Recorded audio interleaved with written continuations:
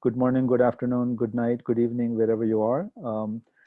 Thank you for joining us. I'm delighted to introduce this week's speaker is Professor Ram Murty from Queen's University, who actually is helping us out by agreeing on quite short notice to deliver the talk today. He will speak about the normal number of prime factors of sums of Fourier coefficients of eigenforms. Ram. Okay. Well, thank you very much for inviting me to speak in the Fields Institute Number Theory Seminar. I want to speak about the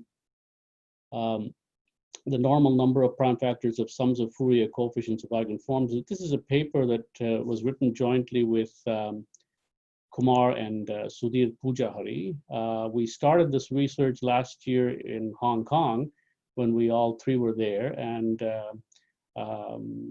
we thought it'll be an embarrassment if we didn't finish it even after 1 year. So finally, we managed to push ourselves and finish this paper, and it's now been submitted to the journal. So here's the main theorem. Suppose f and g are two independent normalized Hecke eigenforms with integer Fourier coefficients, and f and g are weight 2. Suppose we assume a quasi-generalized Riemann. I'll explain all these terms in a second. Quasi-generalized Riemann hypothesis. Then the number of prime factors of a sub f of p plus a sub g of p minus log x whole squared is equal. When you sum that, it's O of pi of x log x.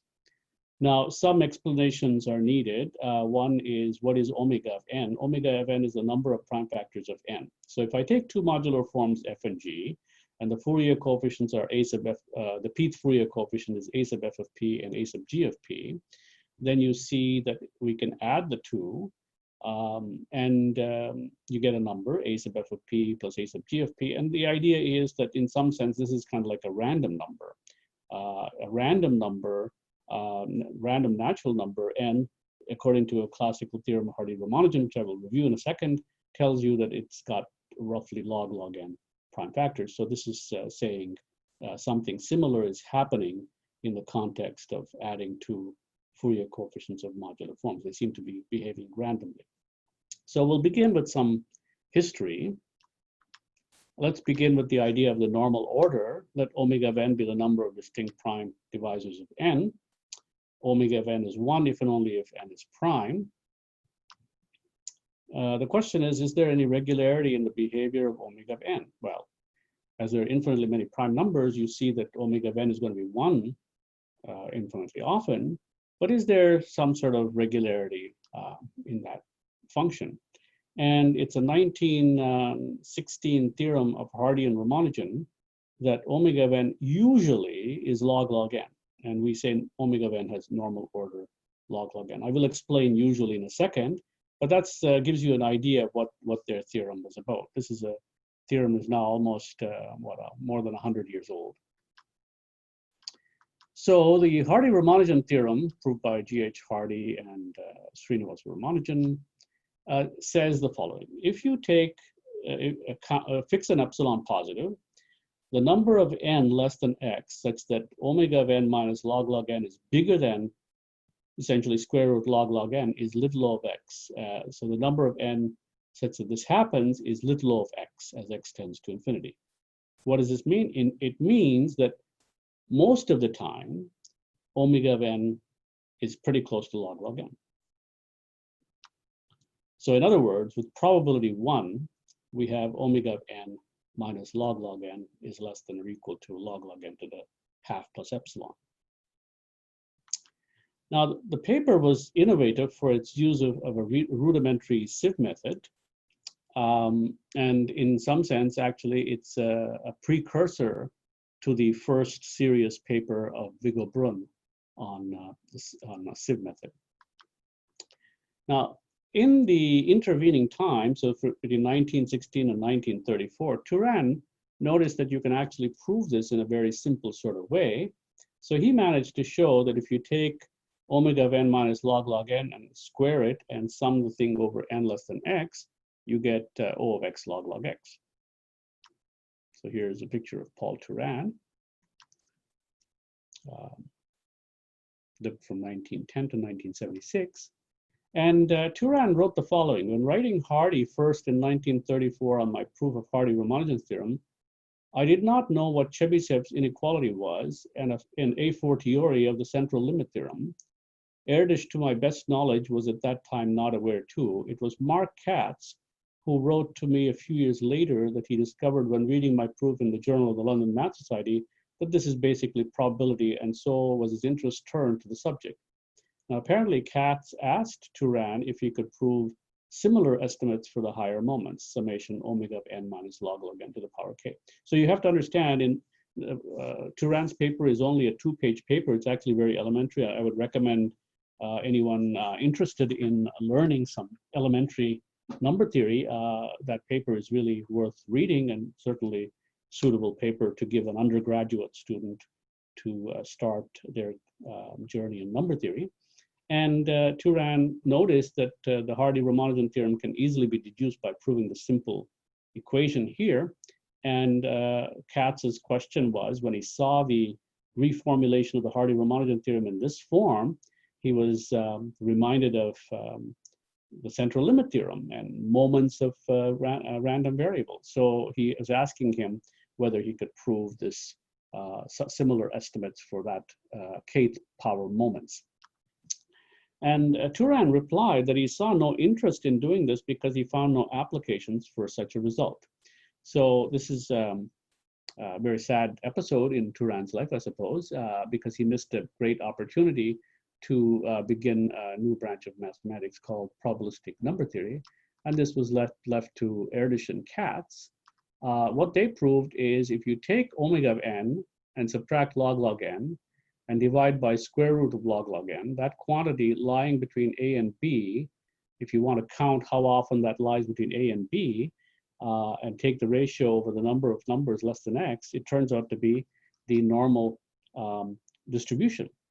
So in other words, that's a beautiful theorem. This is called the ℓ-adic-Katz theorem.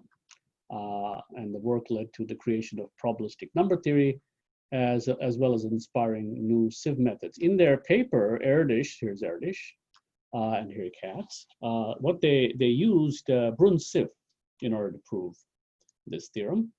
Now we know after the fact that heavy-duty sieve theory is not essential for the proof of the ℓ-adic-Katz theorem, but it was the beginning. It was a 1940 paper that started the new branch of mathematics, new branch of number theory called probabilistic number theory. Now, when this event took place, Mark Katz hinted in his letter if one could derive similar estimates that there's a normal distribution law for omega of n. Turan continues that though he realized he could do these higher moments, he found no interest in it. His reasons, he confesses, for not doing so were that he saw no applications of this result. And it was Mark Katz who picked up the sequence of ideas leading to the possibility of applying the central limit theorem to additive number theory. And he recalls that if I remember it correctly, I first stated it as a conjecture, the theorem on the normal distribution of the number of prime divisors during a lecture in Princeton in March 1939. And fortunate for me and possibly for mathematics, ℓ-adic was in the audience and he immediately perked up. Before the lecture was over, he had completed the proof, which I could not have done, not having been versed in number theoretic methods, especially those related to the sieve. He continues, with ℓ-adic's contribution, it became clear that we had the beginning of a nice chapter of number theory, bringing upon it to bear the concepts and methods of probability theory. So here's the opening. It's a beginning, a beautiful marriage between probability and number theory. And what is the moral of this? Well, I think, we shouldn't fall into the Turan trap. Don't judge the importance of your own work. I think the best thing to do is just do it. Okay. Now, let me talk a little bit about the generalized Hardy-Ramanujan theorem. So the question is, supposing I give you a sequence of numbers a sub p. Now here I'm going to, for suggestive reasons, p will be a prime. It doesn't have to be, but it will be in our discussion. And we'll say, suppose you give me a sequence a sub p, can you derive a general Hardy-Ramanujan theorem and study omega a sub p? Is that possible? So in order to do that, let's say that we have a sequence of numbers a sub p, which is of polynomial growth. And suppose for each prime L, we count how many numbers A sub p there are that are divisible by L. And we expect some sort of density for this delta of L, let's say, a delta of L proportion of primes. And we're going to assume some sort of average error result. So pi xl is usually delta of L pi of x, but then we take those errors, take them in absolute value, and suppose there's some eta positive such that these error terms add up to something bounded by x over log x. Now this looks like a Bombiri-Vinogradov style theorem, but the Bombiri-Vinogradov style theorem asks you for arbitrary powers of log x on the right-hand side, but here we're only demanding a very much weaker just x over log x. And it's useful to have that delta of L roughly behaves like 1 over L. It doesn't have to be equal to 1 over L, but that the error between 1 over L and delta of L, when you look at it over all the L's, that should be bounded.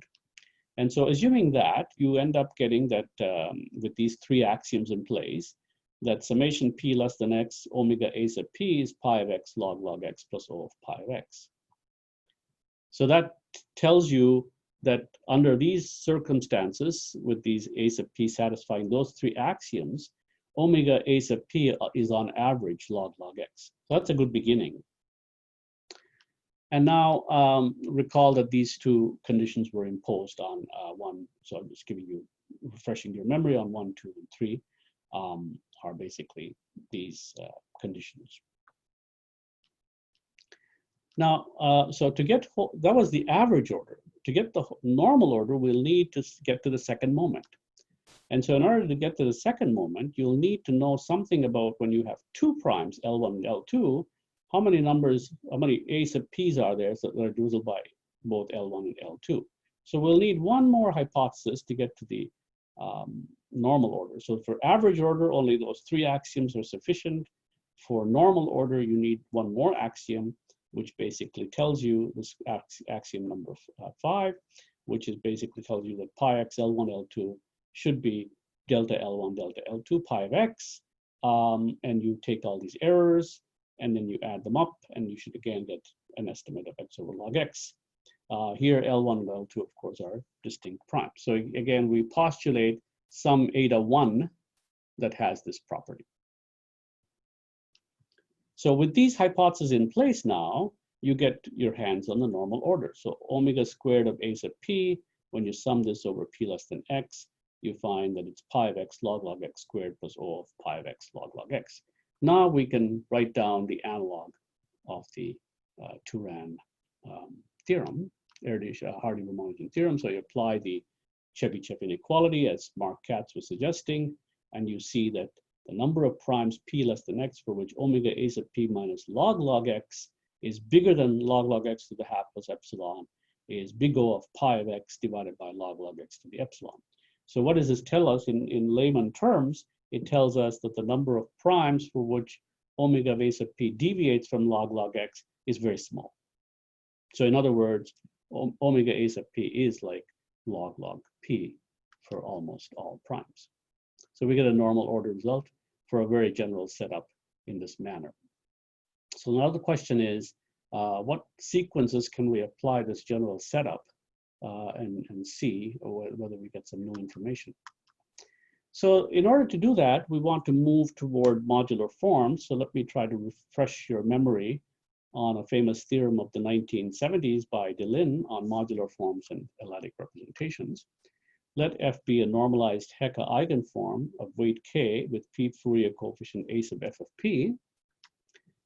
Let G sub q be the absolute Galois group over the irrationals. Deligne showed that there's a nice l-adic representation from the Galois group GQ into GL2ZL such that the trace of the Frobenius automorphism is a sub f of p. Deligne's theorem is basically show that it not only traces p, but determinant of rho sub f of sigma p is p to the k minus 1. Now remember that the z hat is essentially a completion, profinite completion of z mod l to the mz. over all the L's. So this tells us that somehow we can get mod L information from this representation. It is this theorem that allows us for an arithmetic study of the Fourier coefficients of eigenforms combined with an appropriate use of the Chebotarev density theorem. So now we can look at the divisibility properties of A sub f of p using this l-adic representation. So in the previous discussion, part 1 of this talk, I talked about general sequences A sub p. And now in the second part of the lecture, we're going to look at A sub p's as being the Fourier coefficients of modular forms. And as you know, in the axioms that we needed to know something about number of primes that divide the sequence, number of primes p, which are divisible by which are divisible by a prime L. We need to count them, and that in this setting will be provided by the Chebotarev density theorem. So what is the Chebotarev density theorem? Well, here's a picture of Chebotarev. Very hard to find, by the way. This Chebotarev was not one of these popular mathematicians whose pictures are all over the place. So here's a picture of Chebotarev, who actually had very difficult life from all biographies that I have managed to read. So let K over Q be a finite Galois extension with Galois group G. The map P goes to sigma P is equidistributed in the space of conjugacy classes. So keep in mind that sigma P is the Frobenius automorphism coming from algebraic number theory. For each prime P, you can associate a Frobenius automorphism in the Galois group. And the point is this map, this association is equidistributed in the space of conjugacy classes. In simple terms, what it says is the number of primes P less than X such that sigma P lies in a fixed conjugacy class is pi of X times the expected density, the expected density being the cardinality of C divided by the cardinality of G. Now we'll use two versions of the effect of Chebotarev density theorem. One is due to Lagarius and Odlyzko and assumes the generalized hypothesis. And the other is due to myself, Kumar, and Sarada, and we assume in addition to the Riemann hypothesis, the Artin holomorphic conjecture. Now in these two versions, you get two different kinds of error terms. So if we apply the Chebotarev density theorem, the existence of Deligne's representation allows us to say the following: given a Hecke eigenform f with p Fourier coefficient a sub f of p and a prime L, co-prime to the level of f and p, the set of primes p for which a sub f of p is congruent to a mod L has a certain density, Chebotarev density delta LA, and the effective version of the Chebotarev density theorem allows us to give a precise estimate as asymptotic formula with an error term for the number of such primes. So let's go back to the problem of normal number of prime factors of Fourier coefficients of modular forms. So this was the strategy we applied, Kumar and I, to two papers studying the normal order of omega tau of p and omega of tau of n. Here, tau of p is the Ramanujan tau function. And the two papers, Kumar asked me some sort of background lecture of some sort, but I didn't have time to prepare a background lecture. But I think if anybody is interested in trying to understand this talk, it will do them well if they go back to the two papers that Kumar and I wrote in 1984. One is called Prime Divisors of Fourier Coefficients for Modular Forms, which appeared in the Duke Journal of Mathematics. And the other is the analog of the Erdős-Katz theorem for Fourier coefficients of modular forms, which appeared in the Indian Journal of Pure and Applied Mathematics around 1984. So now, so that's, you can get it, and you show that the a sub f of p is has normal order log p. Now in this situation, or the purpose of this talk, what we would like to do is to see if we can apply this philosophy that I've just been describing to prime divisors of a sub f of p plus a sub g of p. So here f and g are two normalized Hecke eigenforms with integer coefficients.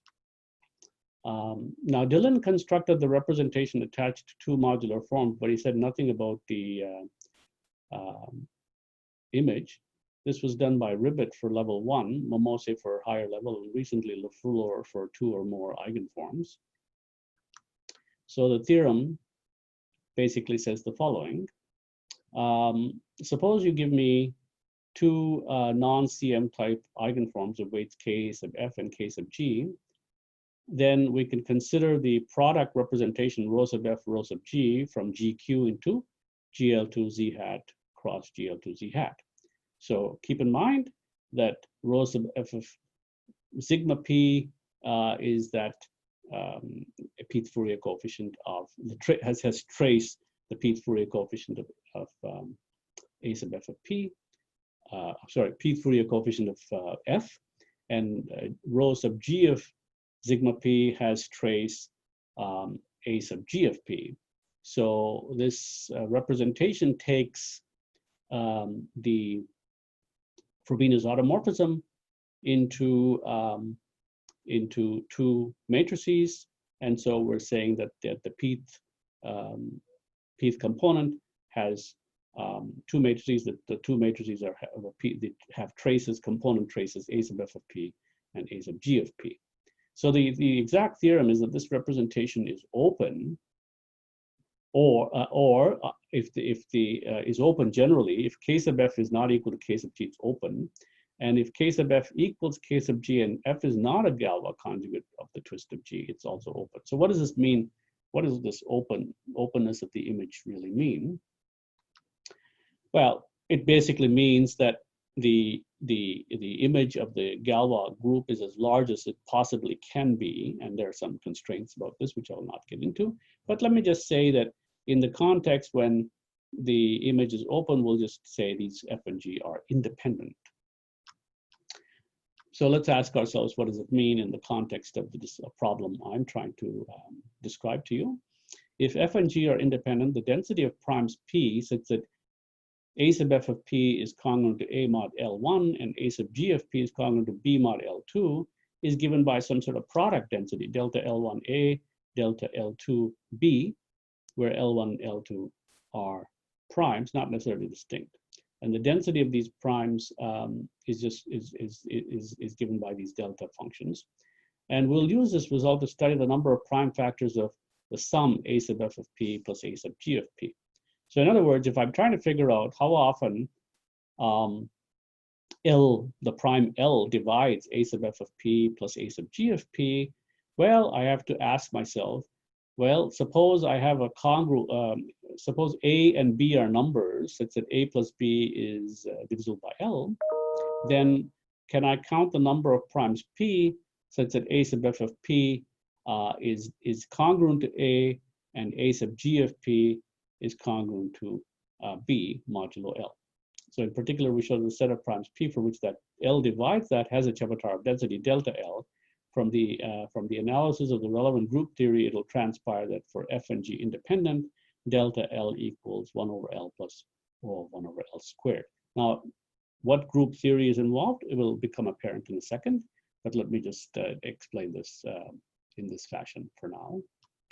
This means that we can apply our axiomatic framework to derive the normal order via an effective Chebotarev density theorem. So let's go back to these Galois representations, work of Ribet, Momose and Loeffler.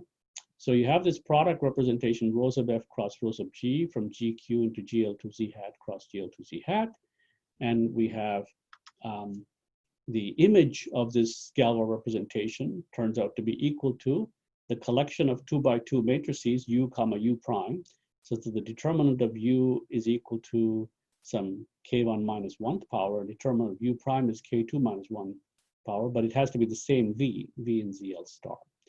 So recall that if sigma p denotes the Frobenius automorphism attached to p, then a sub f of p was already the trace of that rho of sigma p, and a sub g of p is the trace of rho l g sigma p, where a sub f of p and a sub g of p are the pth Fourier coefficients of f and g respectively. Now, when the weights of f and g are both equal to 2, notice that the image can be given a simpler description, I suppose. We see that this condition turns out to be that the determinants of u and u prime have to be equal. Now, for higher weight, if we want to extend this to higher weight, which is a problem we're working on now, this becomes a little tricky to analyze, but it can be done. It requires a little bit more work with respect to exponential sums to figure out what exactly is going on here. So let's go back to some group theory. We need to calculate the orders of certain groups and determine the sizes of the appropriate conjugacy classes. So we need to study, for example, what is the image. The image of the Galois representation is the collection of matrices U comma U prime, GL2FL, FL is the finite field of L elements, so the determined are, well, they're congruent modulo L. So our first goal is to determine the size of this particular group. This is easily done by noting that if you take the map sending pairs of elements U and U prime to determinant of U divided by determinant U prime, you can see firstly it's a surjective map, and the kernel is precisely this group GL.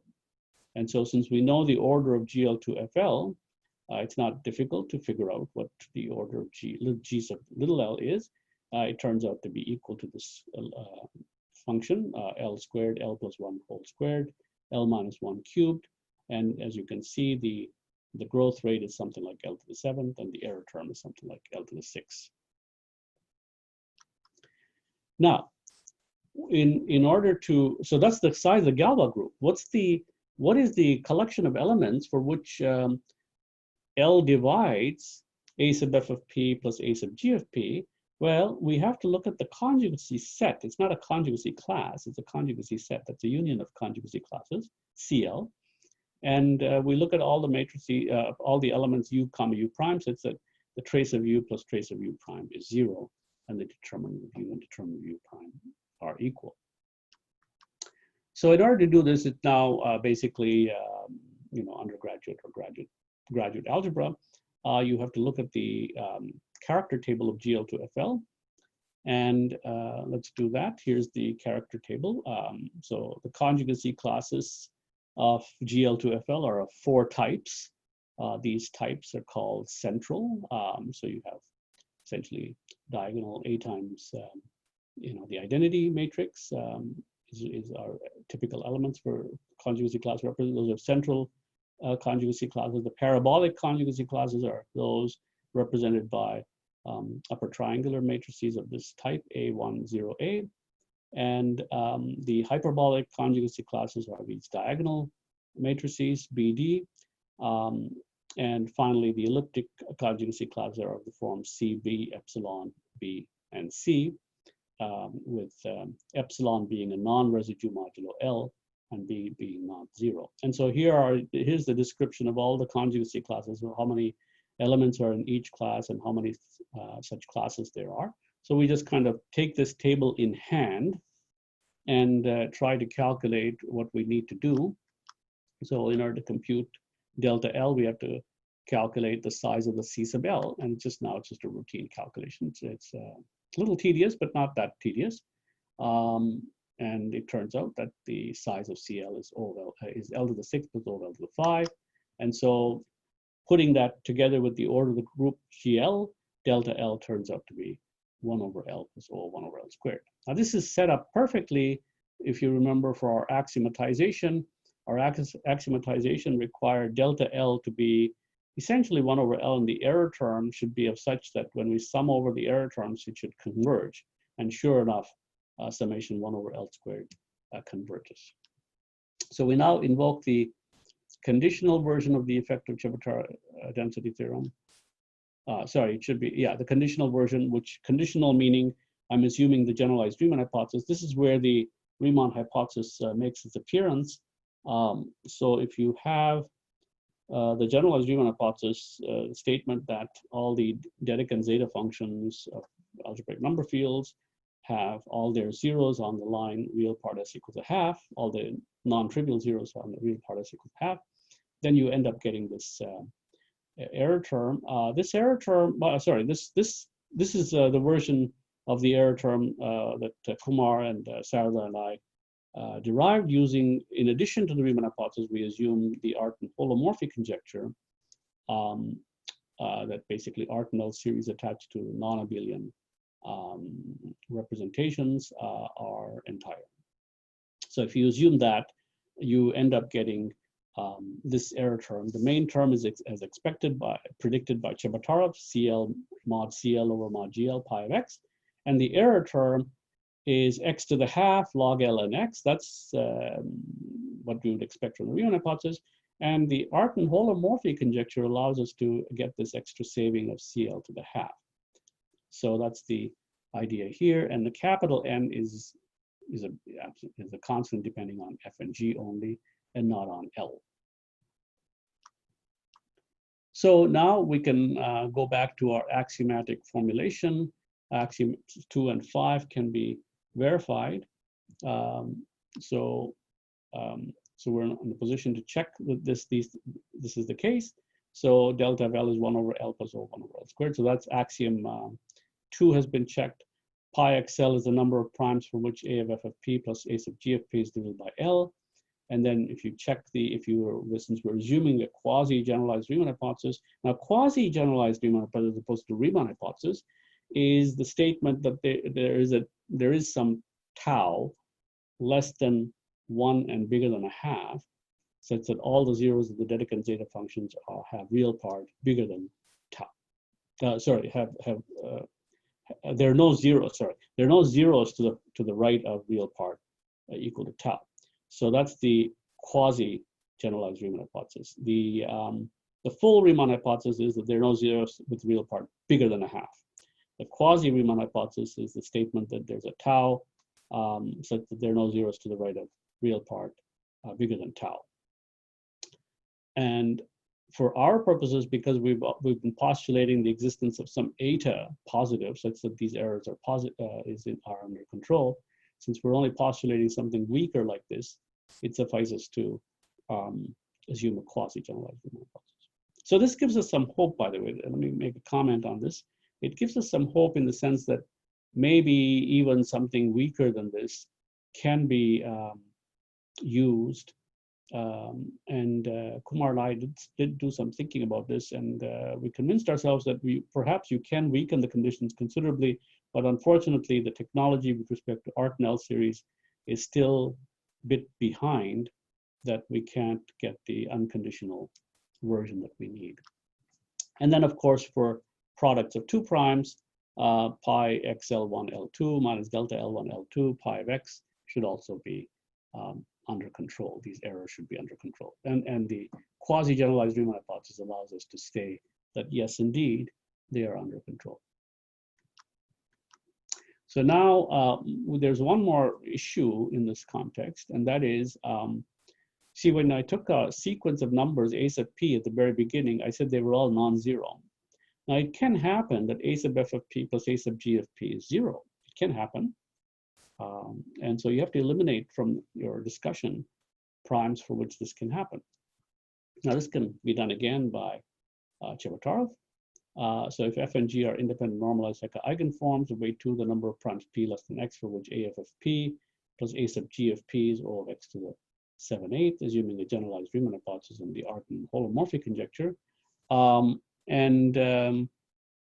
It turns out, by the way, that you can eliminate the Artin holomorphic conjecture in this theorem. I think I prepared this slide.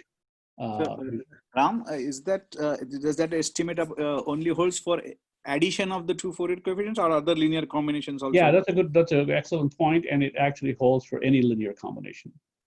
Yeah.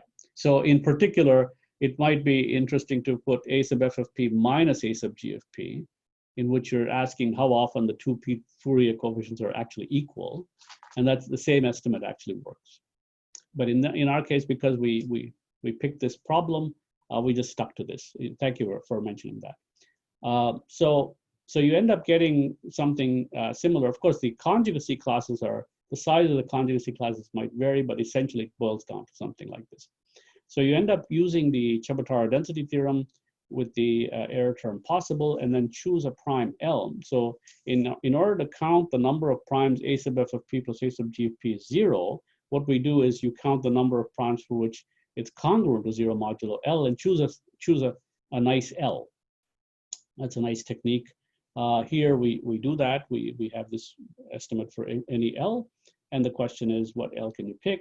Well, if you pick L equal to x to the 1 over 8 over log x, well, that may not be a prime number, but the famous theorem in elementary number theory called Bertrand's postulate says there's always a prime between z and 2z. So you can choose L of the order x to the 1 over 8 log x, and that gives you the final result. So let me make a few concluding, I think I moved a little too fast, but anyway, it's fine. Let me make a few concluding remarks.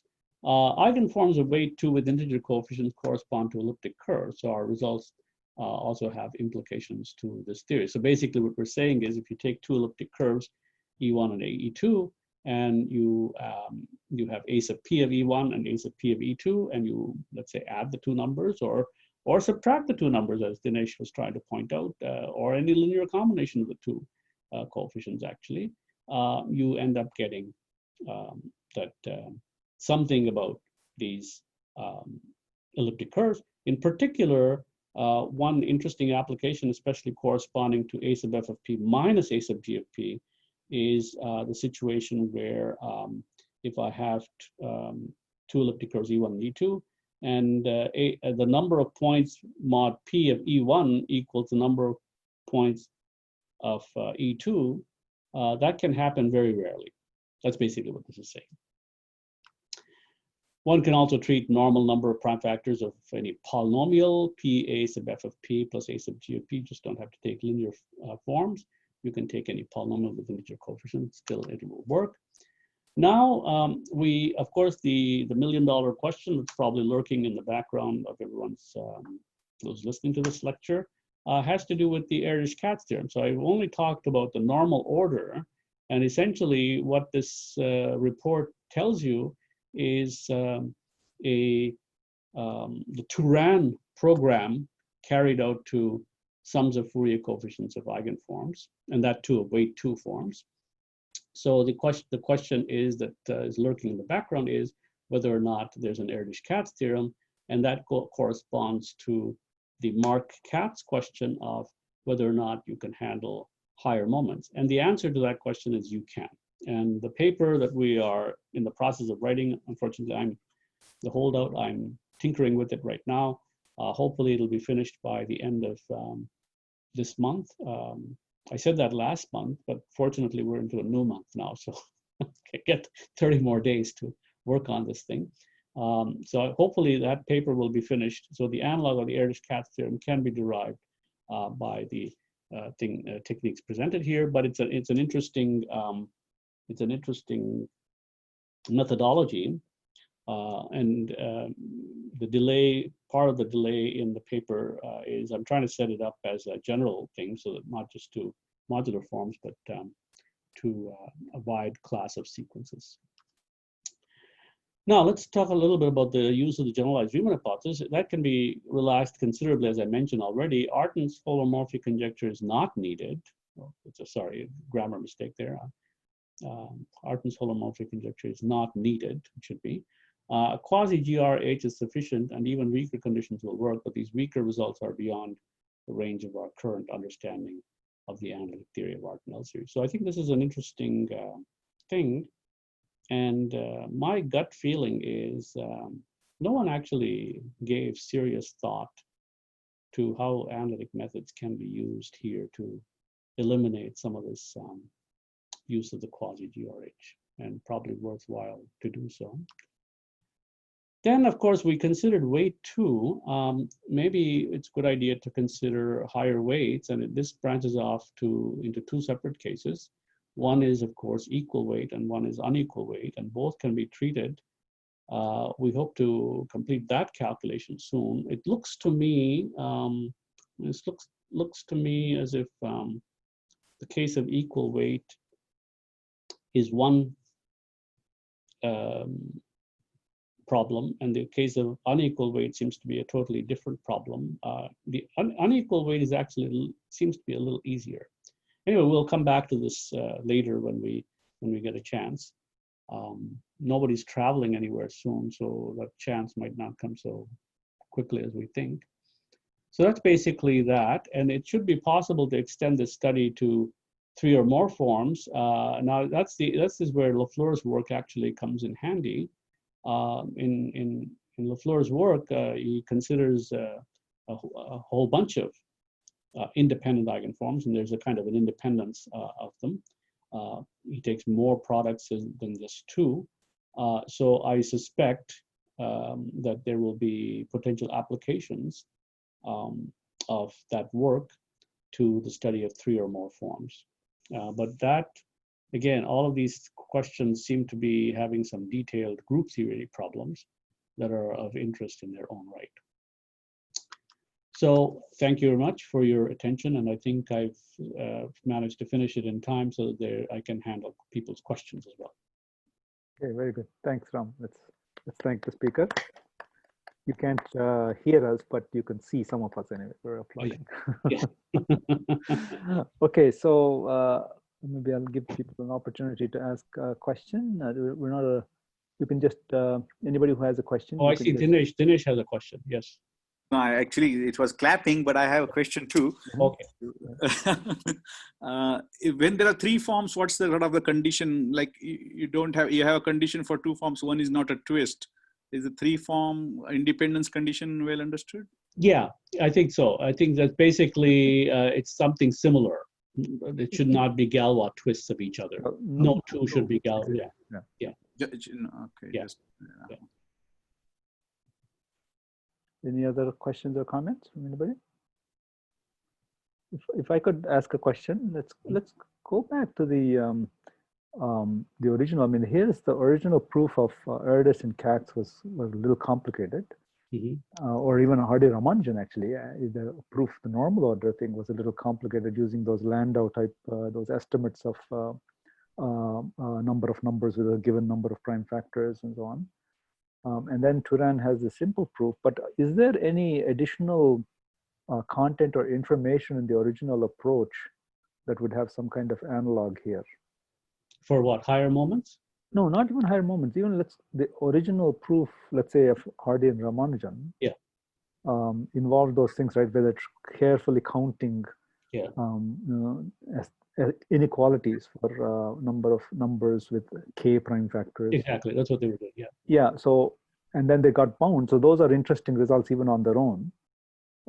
Is there anything more from there that would have an analog in the context of modular forms? That's a good question. Okay, so with my student who just finished her PhD and she successfully defended it about a week ago, Arpita Kaur, that's her name, and she and I, we started this work where we were trying to count how many prime factors does tau of p have. So for example, if I want to count how many primes are there such that omega of tau of p is actually equal to k. That kind of, so how do we do that? And that can be done there. We need to use sieve theory to do that. And those are good questions. I think, as I said, it opens up, this is just scratching the surface. Sometimes when you start investigating problems in such huge generality, like the cosmos behind you, it overwhelms you. You know, the problem overwhelms you, and you don't know where to begin. So when you're overwhelmed by the enormity of the problem, the best thing to do is to take bite-sized pieces, try to understand, and through that process get some. So this is a program, I would say. This is the step 1 of a larger program where we can use advances in the theory of Galois representations and marry techniques from analytic number theory and then probabilistic number theory to show what one can expect. And so I think there's a scope for a lot of work. Even if it's surprising that my student Arpita, what she did was she went back to the Hardy-Ramanujan paper and found that she could actually improve some of their work and get sharp error terms, not just little o of x, but big O of x over powers of log and this and that. So those are the kind of results that she got. And if you similar question for the ℓ-adic proof of the central limit type theorem, for that also, I mean, we haven't worked it out for this case, but is there something else in their method that would give us more information here than? Yeah, that's a good question. So in the paper that we're working on right now, we're trying to come up with a Turan style proof of the central limit of the ℓ-adic theorem. But after that is done, you're talking about basically error terms in the central limit theorem. And that kind of program was started by Loeffler. Loeffler was the one who started to study that in the context of the Hardy-Ramanujan theorem and the ℓ-adic theorem. What error terms can you get? And those will be useful in our context as well once it's done. But yeah, I think I mean, as you know, the paper we're working on right now gives an axiomatization, like similar to the axiomatization I gave in this talk, to get normal order. It also gives you an axiomatization to get the ℓ-adic theorem in full generality for an arbitrary sequence of whatever the axioms you need. And essentially it boils down to that Bomberi-Vinogradov style theorem hypothesis as an axiom. And once you have that, not just for one prime or products of two primes, but in general, if you had it for an arbitrary square-free thing, then you end up getting ℓ-adic. So that's what's involved. And the type of error terms that you need are not as strong as what you would expect from Bomberi-Vinogradov style theorems. Just x over log x seems to be, or if you have a sequence, I mean, x over log x is the size of the number of primes, but if you had a sequence s of x, so you have a sequence of numbers a sub n, and n is running through a sequence of numbers in s, then you would expect that the error should be little of s of x. Thank you. Anybody else have any questions or comments? Yeah. So this classical problem, you knew the mean and variance. I mean, here you sort of had the complete. You also have the variance, right? Yeah. Yeah. Yeah, we have the variances. That's right. And then the higher moments give you the higher moment. Variance is just the second moment. Yeah. Right, but that is exactly known. Yeah. Yeah. That's log x for the usual one, right? Yeah. Yeah. Shanta, you had a question? Yeah, so nice talk. So other than omega, like if you have this some other functions of prime, some other functions like capital omega or this, I mean, can you say something or? Yeah. What is the question? I couldn't understand. He says, suppose you replace omega with another function like total number of prime divisors. Oh, yes, yes, yes. Okay, total number of prime factors, of course, you can also do the same thing. It's a little bit more complicated, but you can. It's not difficult. Were you thinking of other additive functions or? Yeah. Yeah, well, it's worth doing, but we haven't thought about it. It's worth doing. I would suspect, as I said, I think this is the opening chapter of a new theory of, added a probabilistic number theory in the context of Fourier. Okay, thank you. Yeah. Does that make sense? Can you people hear me? Yeah, we can hear you. Okay. Yeah. I think Shanta is satisfied. Yeah, actually, yeah. In between, something was lost, but I got it finally. Okay. Yeah. Good. Any other comments or questions? Otherwise, then I'll like to thank on all of your behalf, Ram, again, for a very clear talk. Your person has really gotten to the essence of something when they're able to express things succinctly and briefly, and he's done a really good job of that. So let's thank Ram for that.